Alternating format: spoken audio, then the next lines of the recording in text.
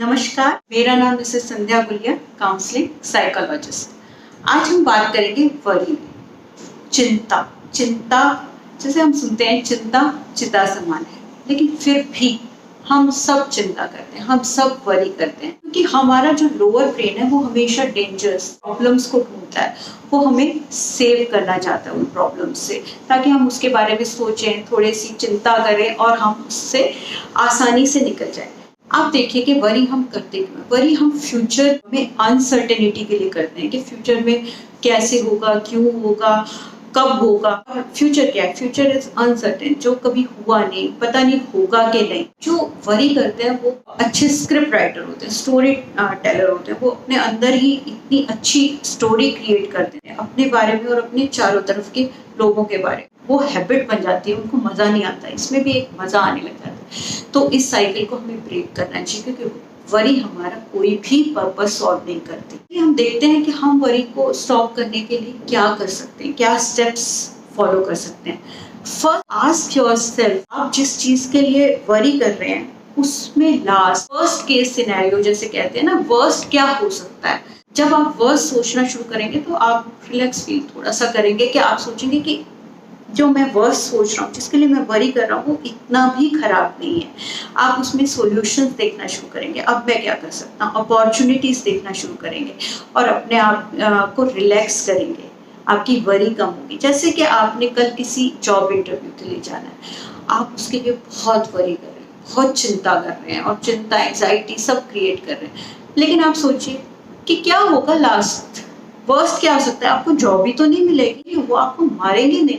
तो जब आप ये सब चीजें सोचने लग जाते हैं, क्या मैं और क्या जॉब्स के लिए अप्लाई कर सकता हूँ, अपनी स्किल्स को इम्प्रूव कर सकता हूँ, तो आपकी वरी ऑटोमेटिकली कम होनी स्टार्ट हो जाती है। दूसरी चीज, एक्सेप्ट कीजिए क्या आपके कंट्रोल में है और क्या आपके कंट्रोल में नहीं है।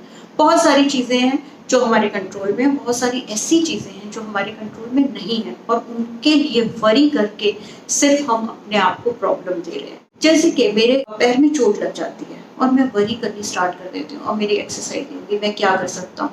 लेकिन इसके अलावा आप ये सोच सकते हैं कि अब मैं क्या कर सकता हूँ, ये तो मेरे कंट्रोल में नहीं है, लेकिन मेरे कंट्रोल में क्या है कि मैं अपर पार्ट की एक्सरसाइज कर सकता हूँ। और बहुत सारी चीजें हैं जो आप सोचेंगे, जो आपके कंट्रोल में आप कर पाए।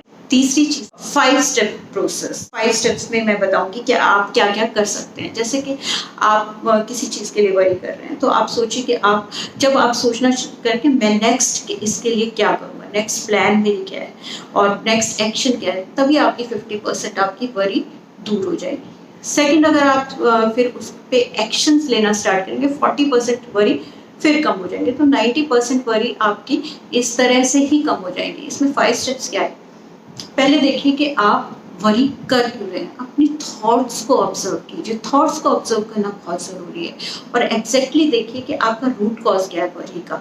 आप स्टॉप करेंगे धीरे धीरे। जो नेगेटिव थॉट्स होती हैं वो हमारे माइंड में बहुत चलती हैं, लेकिन आप एकदम से स्टॉप करके कहेंगे और थॉट्स तो आएंगी, लेकिन उनको ऑब्जर्व कीजिए।